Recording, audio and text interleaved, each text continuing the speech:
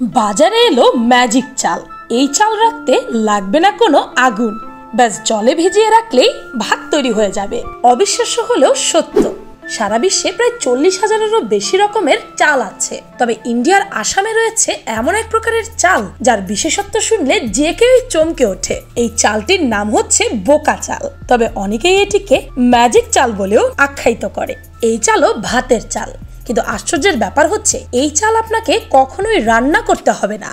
আপনি যদি এই চালগুলোকে দুধ কিংবা পানিতে ভিজিয়ে রাখেন তাহলেই তৈরি হয়ে যাবে সুস্বাদু ভাত। এই চালটি উৎপাদিত হয় নিম্ন আসামে। এটি এক প্রকারের কোমল চাল, আর আসামে এটিকে বলা হয় বোকা চাল। এই ভিডিওটি বানানোর আগে আমিও এই ম্যাজিক চাল সম্পর্কে জানতাম না। হয়তো আপনাদের মধ্যে অনেকেরই বিশ্বাস হচ্ছে না।